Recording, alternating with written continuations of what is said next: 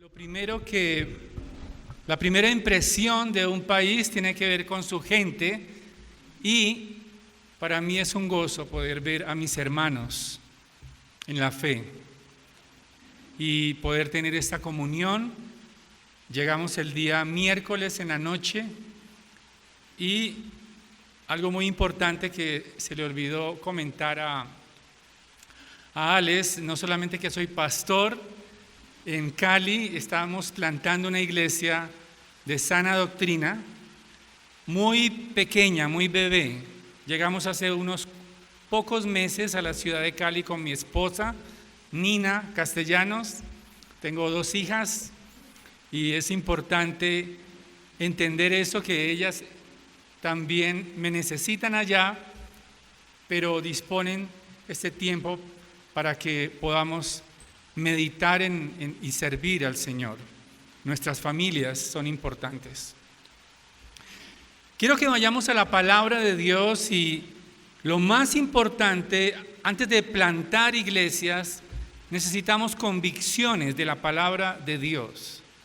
Necesitamos que sea la Escritura la que nos guíe, la que nos arraigue el deseo de obedecer a nuestro Señor. Vamos a la palabra en Mateo capítulo 28. Vamos a leer un pasaje bastante conocido, bastante seguramente familiar para todos nosotros. En Mateo capítulo 28, versículos 16 al 20, hasta culminar el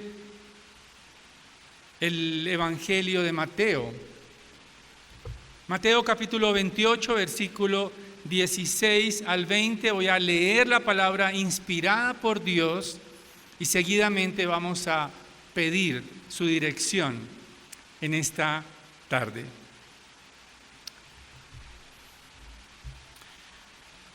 Pero los 11 discípulos se fueron a Galilea, al monte que Jesús les había señalado.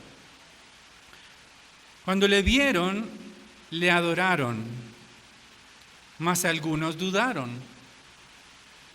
Y acercándose Jesús les habló diciendo: toda autoridad me ha sido dada en el cielo y en la tierra. Id, pues, y haced discípulos de todas las naciones, bautizándolos en el nombre del Padre, y del Hijo, y del Espíritu Santo, enseñándoles a guardar todo lo que os he mandado. Y he aquí, yo estoy con vosotros todos los días, hasta el fin del mundo. Oremos al Señor. Padre, te damos gracias porque tu palabra es poderosa para transformarnos, para darnos vida eterna. Y tu palabra es suficiente para que podamos obedecer el mandato poderoso de hacer discípulos por medio de la plantación de iglesias. Te pido, Señor, que nos guíes, que tu Santo Espíritu me guíe también para hablar con sencillez a mis hermanos, y que también sus corazones estén dispuestos, atentos a pesar de la lluvia, y podamos seguir tu santa palabra para la gloria y la exaltación de tu Hijo, nuestro Señor Jesucristo. Amén. Bien, y el tema que vamos a hablar en esta hora es cómo plantar iglesias es la manera de obedecer la gran comisión. Pero quisiera que antes que nada pensemos en el reino de Dios como un tema unificador de la Escritura. Cuando pensamos en el reino de Dios, generalmente nos hacemos ideas y pensamientos que el reino de Dios queda, no sé, en la estratosfera, o quizás que el reino de Dios está alejado de nuestra percepción. Pero quisiera invitarlos a pensar en un reino o en el reino de Dios tal como pensaríamos en un reino en este mundo. Se requieren 4 elementos, 4 requisitos para que exista un reino. 4 requisitos para que exista un reino. Inicialmente necesitamos un rey, porque sin un rey no hay reino. Necesitamos también un pueblo que donde ese rey sea soberano. Pero también necesitamos una ley. Necesitamos las instrucciones del rey de cómo exige ser obedecido. Porque si no hay ley, tendremos una anarquía y el reino estaría inestable. Pero finalmente tenemos el 4º requisito para que exista un reino, es un territorio. Si no hay territorio, si no hay tierra, probablemente no existe un reino. Esto es precisamente lo que vemos en el Antiguo Testamento. Primeramente, Dios, que es el Rey eterno, Dios que es el soberano, el Dios del cielo y de la tierra, Él tiene un propósito de establecer su reino en este mundo. En el Antiguo Testamento vemos como en Génesis capítulo 12, Dios llama a Abraham para bendecir a todas las familias de la tierra. Dios comienza a reunir un pueblo y ese pueblo se forma ¿dónde? En Egipto. Egipto es el lugar donde el pueblo de Dios comienza a formarse, comienzan a multiplicarse de tal manera que los egipcios ya estaban un poco molestos, porque se multiplicaron tanto que al final se volvieron una carga para ellos y los esclavizaron, pero Dios liberó a su pueblo ¿con quién? Con Moisés. Vemos como el Éxodo muestra la manera como Dios rescata a su pueblo para reinar en él. Lo dirige en Éxodo, vemos como el rescate de Dios. Se celebra la primera Pascua y Dios rescata a su pueblo. Y notemos que solo le da la ley después de haber sido salvado. Eso es muy importante, porque Dios no les da la ley para rescatarlos, sino que les da la ley porque han sido rescatados de la esclavitud. Pasan el Mar Rojo, están allí en un desierto, llegan al Sinaí y las tablas de la ley son dadas por el rey. El rey establece las normas de su reino. Se establece un tabernáculo donde el rey va a morar sobre ellos, una nube en el día y una columna de fuego en la noche. Dios es el rey de Israel, tiene un pueblo y tiene una ley, pero falta el territorio. Y por eso vemos como Josué avanza hacia la tierra prometida, conquistando para asentarse en la tierra. Y entonces allí, en la tierra de Canaán, comienza la monarquía con Samuel. El mismo profeta dice que Dios mismo, Samuel está inquieto porque ellos piden rey conforme al corazón, o más bien conforme a los pueblos que lo rodean, y Dios les da un rey. Y el Señor les dice: no te molestes, Samuel, dales el rey que quieren, porque me han cambiado a mí por un rey humano. Pareciera al principio que los planes de Dios están un poco inestables, porque hay un rey como Saúl, pero Él establece un rey conforme a su corazón. Él establece un rey que lo saca de las ovejas. Pero es un rey imperfecto. Ese rey en 2 de Samuel capítulo 7 recibe una promesa porque de su descendencia vendrá un rey superior a él. Un rey de su linaje, el cual reinará no solamente en Canaán, sino hasta lo último de la tierra. Es decir, que el reino de Dios se establecerá para siempre, con un rey eterno, que es nuestro Señor Jesucristo. Precisamente la gran comisión tiene que ver con el establecimiento del reino de Dios en la tierra. Y el texto que estamos estudiando en esta tarde tiene que ver con el mandato del rey para establecer su reino eterno. Y este es mi mensaje para ustedes en esta tarde. La plantación de iglesias es la respuesta de Dios para cumplir la gran comisión. La plantación de iglesias es la respuesta de Dios para cumplir la gran comisión. Y he querido, quienes están tomando nota, he querido dividir el texto, son unos pocos versículos, pero en primer lugar vamos a ver de los versículos 16 al 18 el mandato para plantar. En segundo lugar veremos los versículos 19 al 20, la primera parte, la forma de plantar.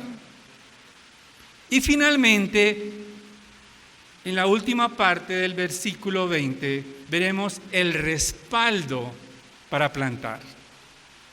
Entonces tenemos tres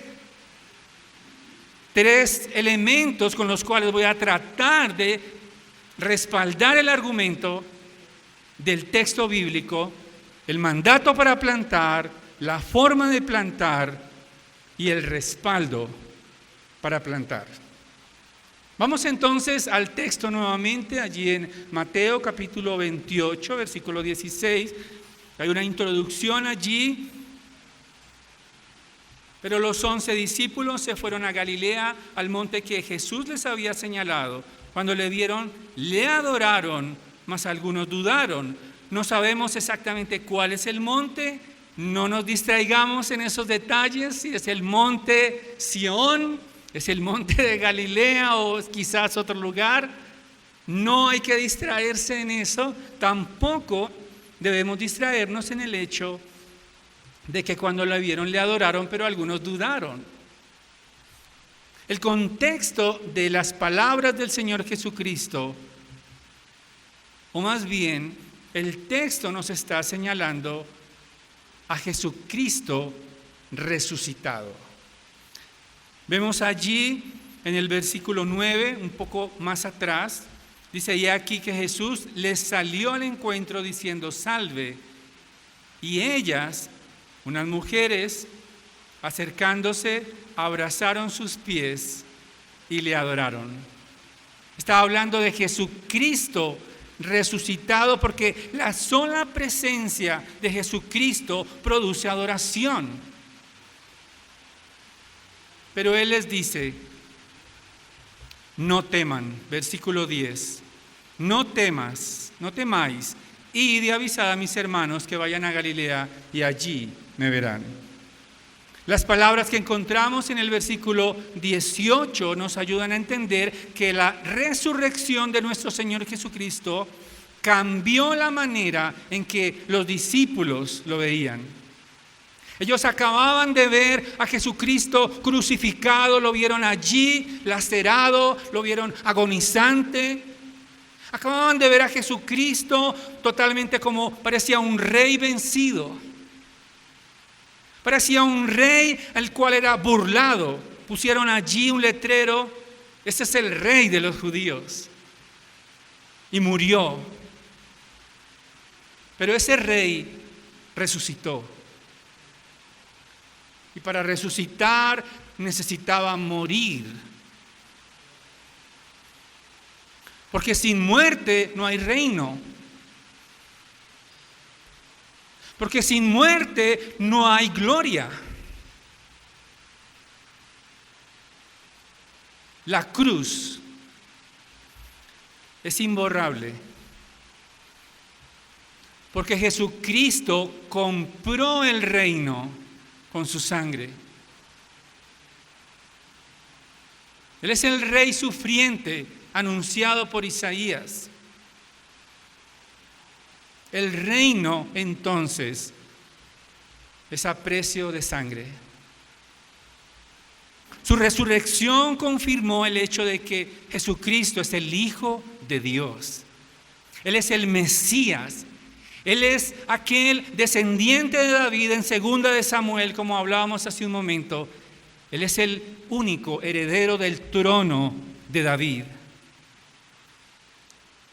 Cuando Bartimeo lo vio, dijo, ¿recuerdan qué dijo? Jesús, Hijo de David, ten misericordia de mí. El heredero de David. Pero además es muy importante entender que las palabras del Señor Jesucristo, que vemos en el versículo 18, toda autoridad me ha sido dada en el cielo y en la tierra, nos recuerda a Daniel capítulo 7. El profeta Daniel también había hablado de un hijo de hombre al cual se le daría ¿qué? Dominio, autoridad para siempre. Jesucristo es aquel del cual habló Samuel, del cual habló Daniel. A él le fue dado dominio, gloria y reino. Su reinado eterno comenzó, lo que implica que Jesucristo ahora posee un reino que nunca perecerá. Él fue ratificado como Hijo de Dios y nos lo dice Pablo en Romanos capítulo 1, versículo 3. Dice el apóstol Pablo desde el versículo 2, hablando del Señor Jesucristo, que Él ya había prometido por medio de sus profetas en las Santas Escrituras acerca de su Hijo, que nació de la descendencia de David según la carne, y dice el versículo 4 de capítulo 1 de Romanos, y que fue declarado Hijo de Dios con poder, conforme al Espíritu de Santidad, por la resurrección de entre los muertos, nuestro Señor Jesucristo. En otras palabras, la resurrección del Señor Jesucristo declaró a Jesucristo Rey del universo. Él es el Rey del cielo, Él es el Rey de la tierra, y cada centímetro cuadrado de esta tierra y del universo le pertenece a Jesucristo. Él es el dueño de toda autoridad, de todo lo que vive. Él es el sustentador, no solamente en la tierra, sino en el cielo. El Padre contestó la oración que vemos en el Salmo mesiánico, el Salmo 2. Vamos por un momento allí. El Hijo hace una petición al Padre y el Padre contesta su oración. En el Salmo 2:8 dice el salmista: pídeme y te daré te daré las naciones como herencia tuya y como posesión tuya los confines de la tierra. Esta petición ya fue cumplida, porque Jesucristo ya pidió el reino y el reino le pertenece a Él como Hijo de Dios. La autoridad del Señor Jesucristo no tiene límites. Dice el versículo 19: id pues y haced discípulos de todas las naciones. Por lo tanto, el mandato que encontramos en el versículo 19, id pues y haced discípulos a todas las naciones, Él está diciendo: todas las etnias me pertenecen. Mis escogidos, los que harán parte de mi pueblo, me pertenecen. De todas las naciones, de todas las etnias, de todas las razas, de todos los colores, de todas las lenguas y de todos los climas. Clima cálido, de donde vengo, y clima frío. Con nieblina y sin nieblina. Con selva y sin selva. De la costa o de la sierra. Todos vendrán a Él, porque le pertenecen para siempre. Hermanos, es importante que entendamos que la trascendencia del mandato que vemos aquí es importante. Porque no nos está ordenando a ser discípulos un capricho humano. No nos está ordenando a ser discípulos nuestra propia conciencia, sino el Rey del universo, a quien le pertenece la tierra y el cielo. No podemos conformarnos en cumplir este mandato simplemente teniendo ministerios de evangelismo. No podemos conformarnos con cumplir este mandato repartiendo, no sé si aquí lo hacen todavía, tratados en los buses solamente. No está mal.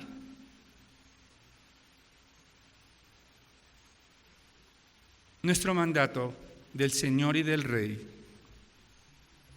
implica también que como iglesias locales necesitamos someternos a su autoridad, plantando iglesias. Porque no se trata de nuestro reino, sino del reino del Rey. Y eso nos lleva al segundo punto. ¿Cuál es la forma de plantar? Nuevamente allí el versículo 19. Id pues y haced discípulos, bautizándolos en el nombre del Padre, del Hijo y del Espíritu Santo. Hacer discípulos es la forma de plantar iglesias. Ahora, hacer discípulos significa aprender, que los discípulos deben aprender acerca de los hechos de Jesucristo. Necesitan saber que Jesucristo es Dios.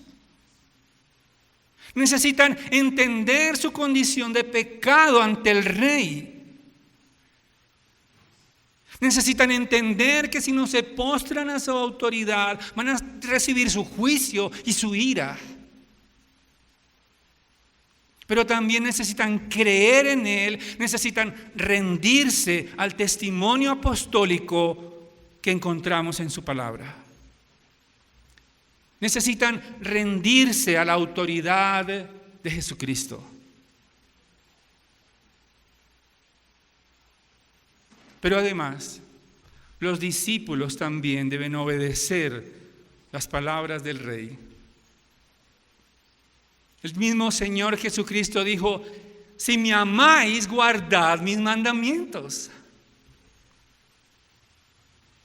Y el que guarda mis mandamientos, también mi Padre le amará, y vendremos a Él y haremos morada con Él. Hemos recibido un mandato de hacer discípulos, y a veces no nos detenemos en el texto bíblico, pero hay algo bien interesante y elementos importantes en estos versículos. El primer elemento que vemos allí en el versículo 19 es bautizándolos en el nombre del Padre, del Hijo y del Espíritu Santo. Ahora, El bautismo tiene que ser entendido como un acto de rendición al Rey.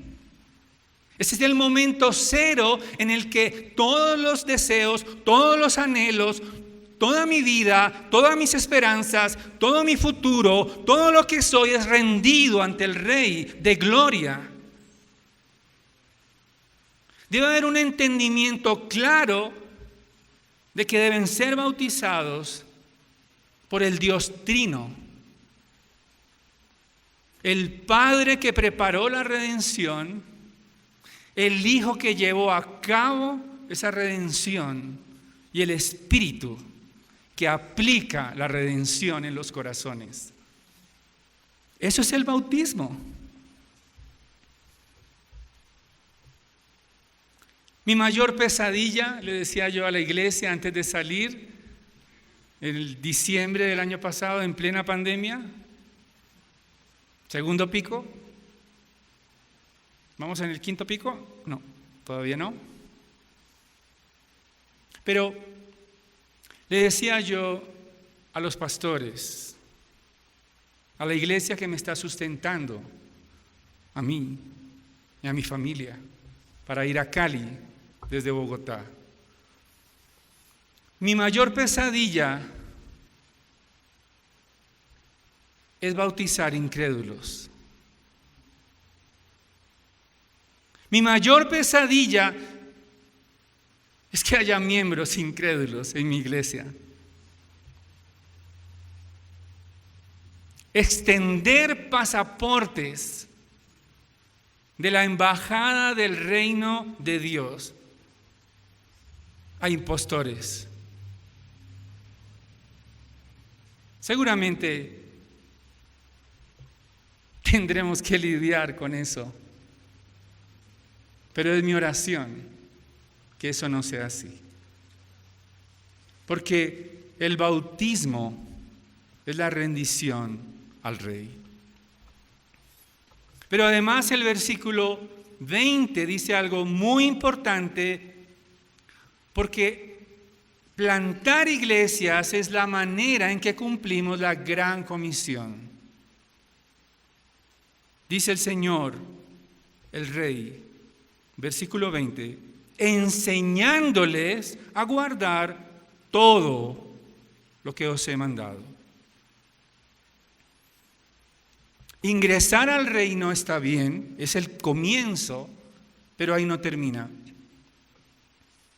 Deben ser enseñados en los mandatos del Rey, preservando las doctrinas de Cristo. Esto es precisamente lo que vemos al comienzo de la iglesia. En el libro de Hechos de los Apóstoles, la iglesia comienza con las enseñanzas apostólicas acerca de la identidad del Mesías, descrito en el Antiguo Testamento. Vamos por un momento a Hechos capítulo 2, versículo 36, y el contexto de este pasaje es después de Pentecostés. A Pedro y a los apóstoles les están diciendo que ellos están ebrios, que acababan de escucharle en otros idiomas entendibles, pero él después, versículo 14 dice, entonces Pedro, allí en el capítulo 2 de Hechos, entonces Pedro, poniéndose en pie con los 11, alzó la voz y declaró. ¿Qué declaró? Un discurso que finaliza en el versículo 36.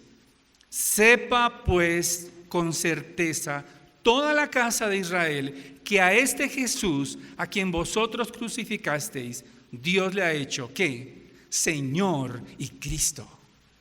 En otras palabras, la iglesia comienza con la autoridad de Jesucristo. Empieza con el Evangelio. Pero también vemos más adelante, allí en Hechos capítulo 7, versículo 56, Esteban también es calumniado y hace también una predicación a sus prontos homicidas. Esteban había sido escogido diácono, pero es el primer mártir de la iglesia. ¿Cómo termina Esteban? Versículo 56 del capítulo 7. Y dijo: he aquí, veo los cielos abiertos y al Hijo del Hombre de pie a la diestra de Dios. La iglesia comienza con la autoridad de Jesucristo.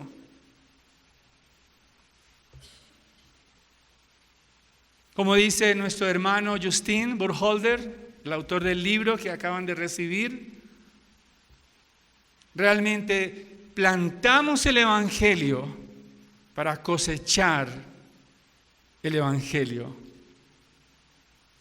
Plantamos iglesias plantando el Evangelio. Realmente la altura de nuestros edificios, los adornos de nuestros lugares de reunión no son tan importantes como el Evangelio.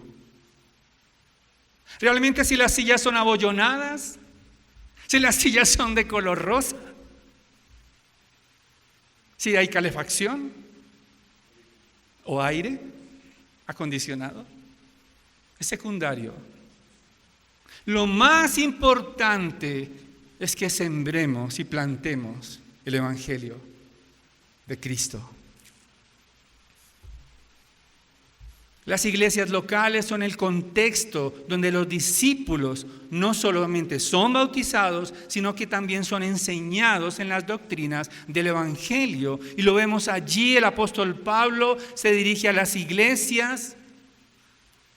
A pesar de ser diversas y únicas, él habla directamente a cada iglesia, a cada una de ellas, les escribe. Tenemos en el canon aquellas que han sido inspiradas por Dios.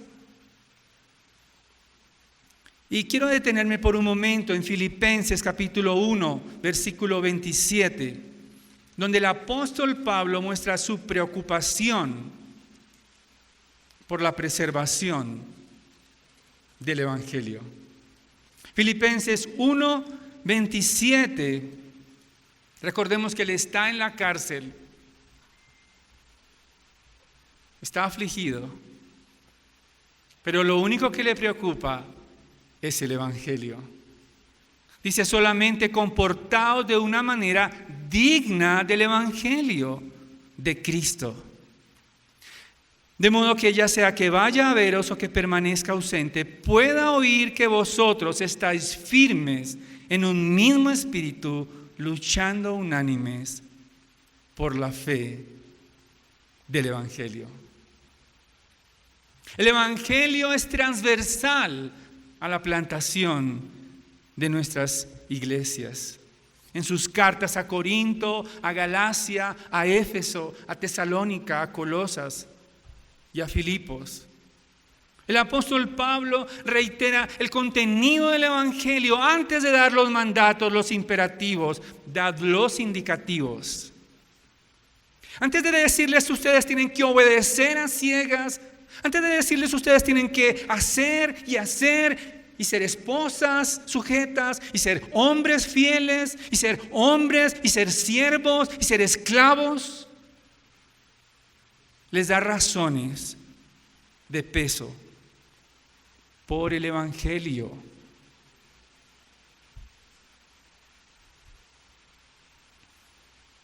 Enfatiza la necesidad de no movernos de Cristo, reiterando lo que hizo Él, lo que ha hecho por nosotros en la cruz del Calvario, para que el Evangelio sea la base de sus vidas cotidianas. Las expresiones que vemos a Pablo, vemos su preocupación, especialmente esa carga por el Evangelio a Timoteo. En 2 de Timoteo capítulo 2, versículo 2, vamos por un momento allí.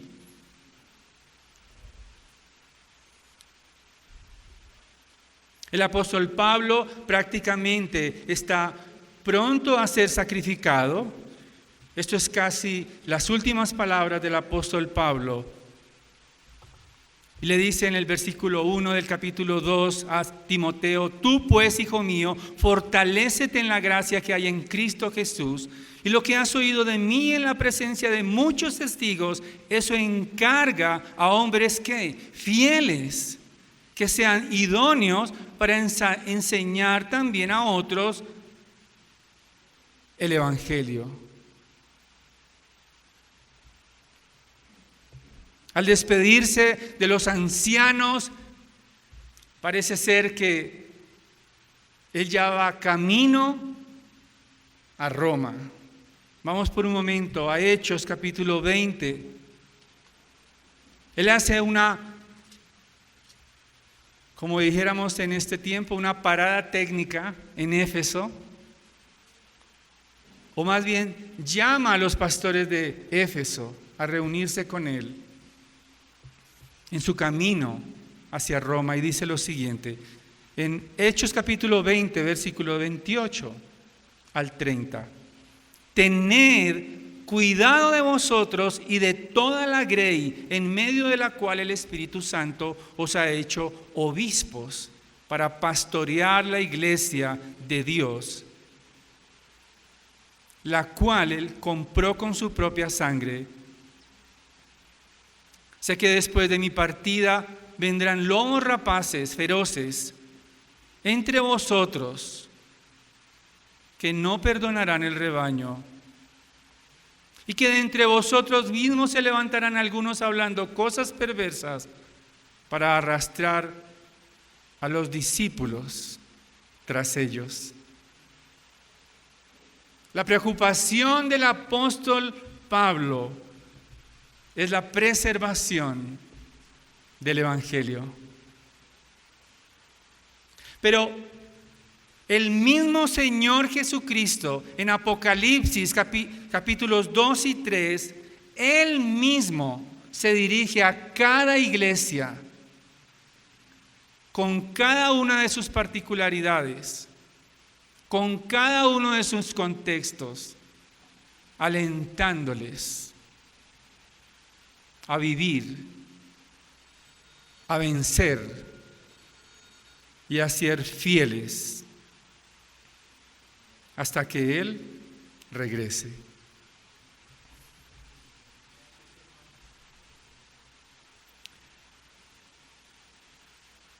La única manera de cumplir la gran comisión es plantando iglesias centradas en el Evangelio. No solamente escuchando el mandato del rey, no solamente bautizando y enseñando los decretos del rey, sino también siendo fieles al rey. La plantación de iglesias es la forma de llevar a cabo la gran comisión.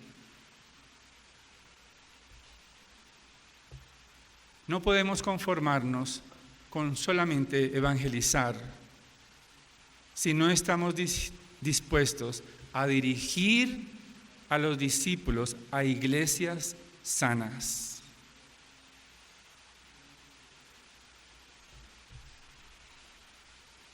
Donde se les enseñe a guardar la palabra, a crecer en santidad y a representar los intereses de Cristo el Rey en esta tierra.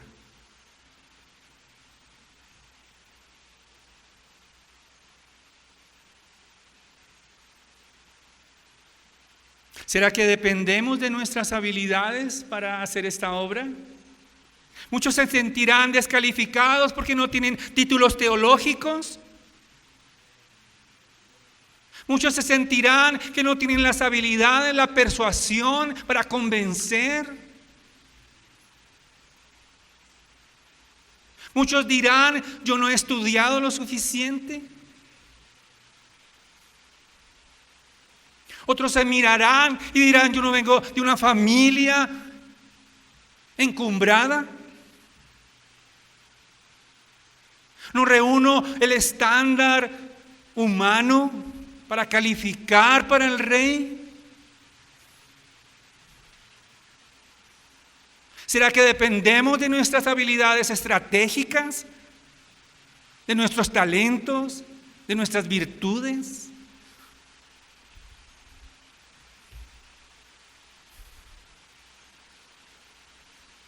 Pero el Rey no nos dice nada de eso, porque dependemos absolutamente de Él. Versículo 20, al final. Y he aquí, yo estoy con vosotros todos los días hasta el fin del mundo.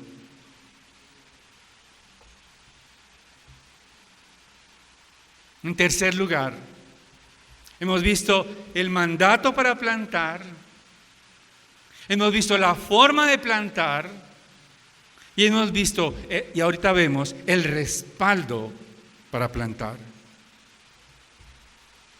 Él ha prometido respaldarnos en cualquier circunstancia. Su presencia está garantizada por medio de su Santo Espíritu. Él estará con nosotros. Él nos dará las fuerzas, nos dará el anhelo, nos hará vivir para su gloria. Él nos dará los recursos, porque todo es por Él y para Él. Porque el reino le pertenece a Él.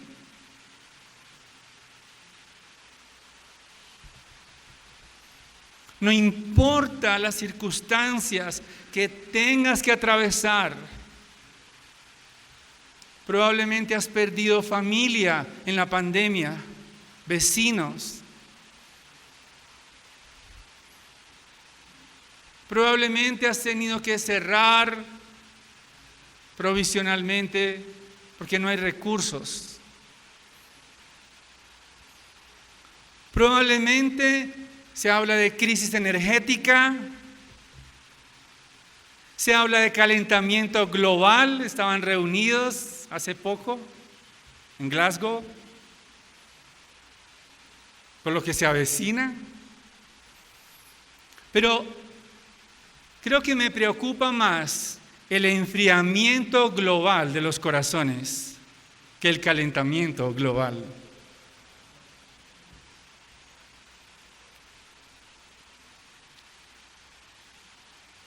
No importan los obstáculos que tengas que atravesar.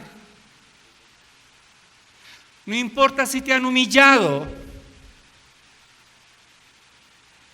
No importa si te han defraudado. No importa si tu dignidad se ha mancillado.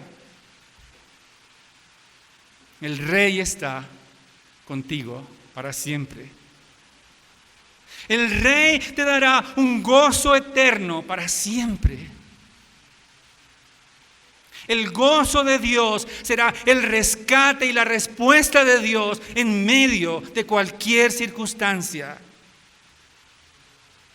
Porque Él ha prometido perpetuamente estar con nosotros hasta su regreso. Cuando venga a juzgar a los vivos y a los muertos en la manifestación de su reino. Todos se rendirán ante Él. Aún nuestros problemas se rendirán ante Él. Todo le pertenece a Él. Y los suyos, aquellos que le adoramos, aquellos que le servimos, nos regocijaremos ante Él.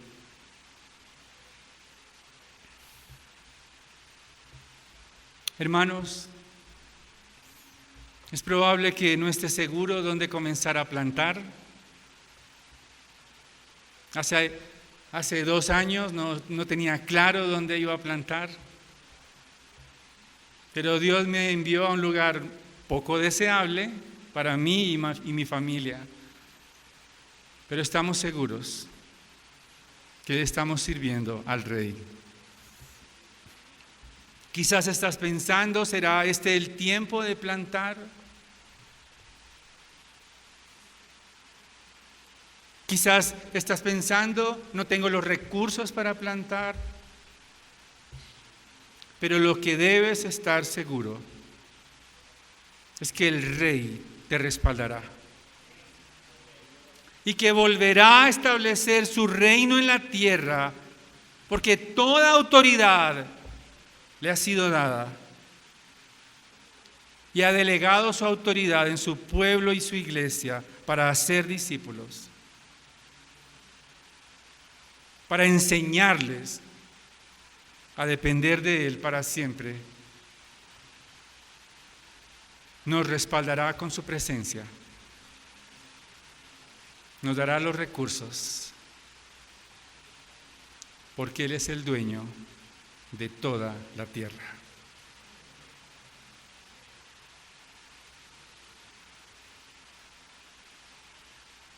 Meditemos por un momento.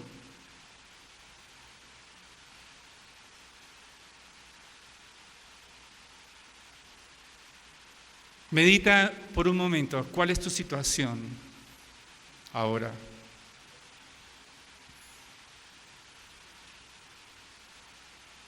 Medita por un momento, ¿cuáles son tus mayores desafíos?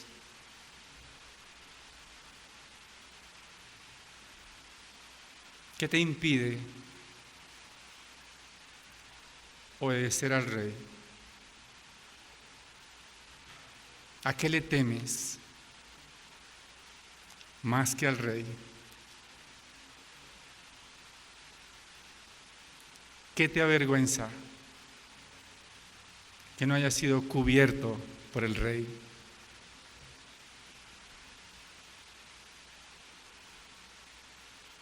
¿O qué limitaciones que no haya provisto nuestro Rey?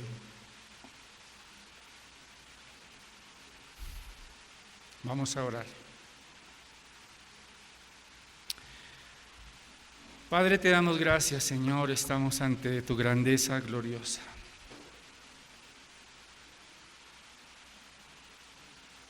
Necesitamos recordarte que tú eres suficiente, Señor, que tu reino continuará con o sin nosotros. Gracias por darnos el privilegio de meditar por estos días en la manera de obedecerte, en la manera de honrarte, en la manera de gozarnos, siendo súbditos y siervos tuyos. Te pido, Señor, por cada familia, cada vida que puede reunirse con nosotros a pesar de la lluvia, a pesar de las distancias, a pesar de las circunstancias, Señor, pudieron llegar. Pero te pedimos que implantes tu palabra firmemente en nuestros corazones y que dependamos siempre de la autoridad del único que vive para siempre y que establecerá su reino en la tierra, nuestro Señor Jesucristo. Ese es un nombre que oramos. Amén.